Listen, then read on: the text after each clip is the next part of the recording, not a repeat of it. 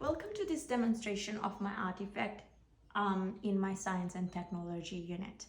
So basically you must be wondering what I have made, and let's show you. So I have made a underground water pump. So this water is supposed to be underground.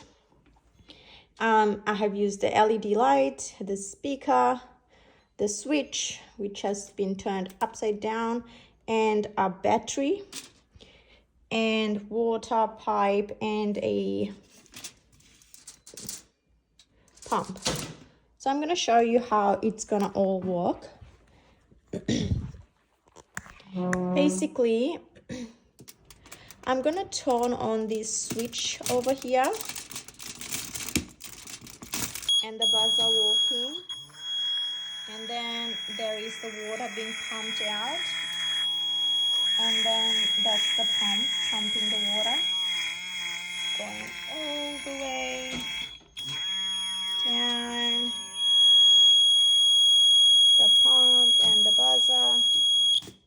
Okay, so I have prepared a underground water pump which demonstrates both series and parallel circuits. This is an original design and I did my research prior to this entire project.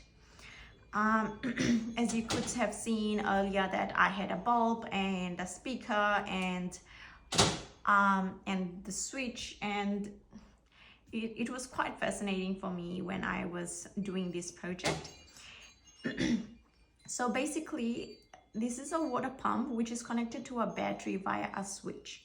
This switch also powers an LED light and a buzzer. When the water pump is on, a series of wires goes directly from the battery to the switch to the water pump and grounds back to the battery. This creates a simple electrical circuit with a power source, toggles and switch, and a motor. This same switch and battery also powers the LED light and buzzer. The way this works is the power goes from the battery through the toggle switch to the LED light, then the buzzer, then grounds back to the battery. The power going from LED light then to the buzzer creates a circuit that is a series. An electrical circuit that is in series connects one component to another, creating a string of components that depends on each other to keep the electricity flowing. Both of these circuits together create a parallel circuit. A parallel circuit means that the power is split between the two circuits. The voltage remains the same for both circuits, but the current flowing through the components of the circuit are divided. This lets us maintain the appropriate flow of electricity to the motor, but also controls the LED light and buzzer with the same switch and power source. This is important since the LED light and buzzer acts as indicators that the water pump is functioning and the water is being pumped out. As you could see, I had added the orange food color to the water. You can see that the water is basically being pumped out from the pipe. The three electrical devices I have used is a bulb, speaker, and a motor to pump water. My part list to construct this underground water pump are 3 to 5 volt or water pump, 2 toggle switch, actually 1 toggle switch, 1 9-volt battery, 1 9-volt connector, a LED diode, a buzzer, 1 meter of red and black wire, a 3-foot clear tube. I had to cut this clear tube because it was too big for the container, and a cup and a bigger bowl so that I can collect water. Our aluminum box, foil and electric tape was also included in this entire project. My project was not as difficult, but as a female who is not so keen or never use these items for any reason, my difficulty rating in preparing this project was 10 out of 10. My first instinct was this is way too difficult for me. But when I started to prepare this, I actually was fascinated and enjoyed the whole project. And also in my tutorials, I was learning all these electrical components, the series, the energy flow. So it kind of made me feel more confident when I tried to work how this entire project is gonna be. I didn't have much issue, although it just took a lot of time for me to cut up wires and figure out the connections, as I'm not familiar with this type of projects. But otherwise, the entire project worked out well.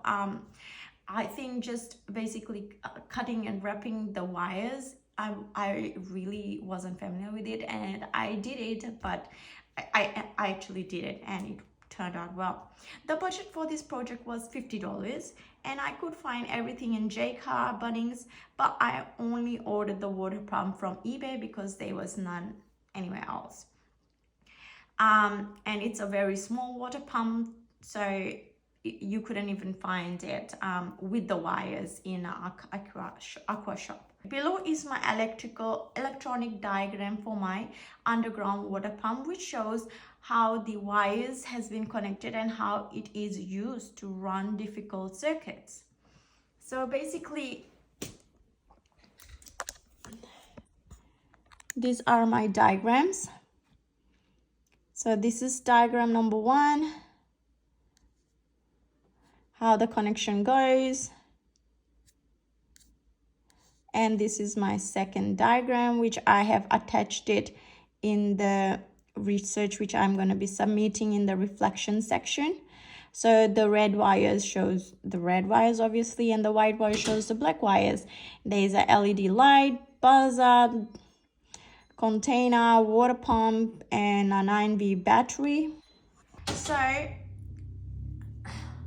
have used recycled cardboard box, plastic container, glass, not a glass, but a glass bowl from home, as well as models, as well as I think that's the only components I have used from home, and a food coloring. I didn't find a blue food coloring, so I used the orange one, which is it worked out cheaper for me.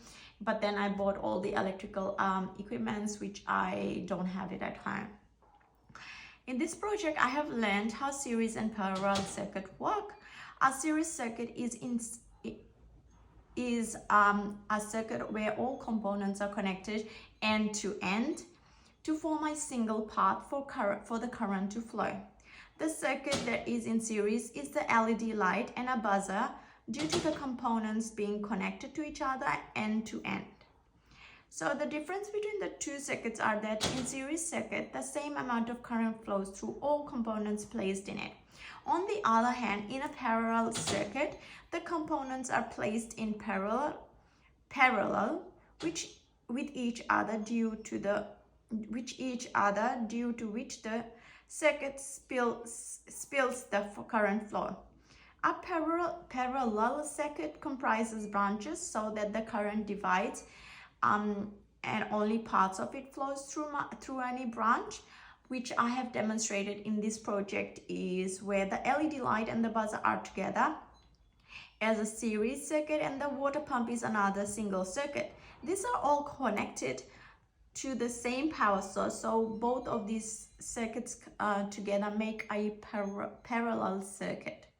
As a science educator, I can use this project with my stage 3 students, and the learning outcomes from this science syllabus would be that by the end of this project, the students will have the outcomes where they can plan and conduct scientific investigation to answer testable questions and collect and summarize data to communicate conclusions. They can also plan and use materials, tools, equipment to develop solutions for a need or opportunity. They can explain how energy is transformed from one to another.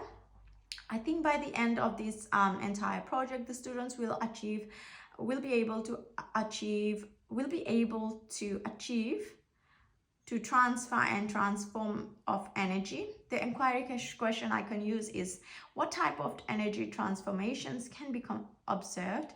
Students will be able to investigate how electrical energy can be transferred and transformed in electrical circuits and can be generated from a range of sources. So basically, by the end of this topic, they will be able to describe light, sound, heat, energy, and how these are transformed from one type to energy to another. They will be able to investigate how electrical energy can control movement, sound, or light in a product, design, test, and evaluate a product of system that involves an energy transformation to meet an identified need using electrical energy.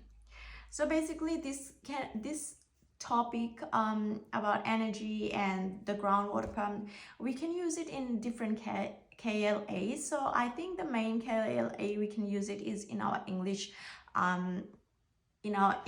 syllable, where we can do informative text on underground water pump for a stage 3 level, and also for a geography lesson.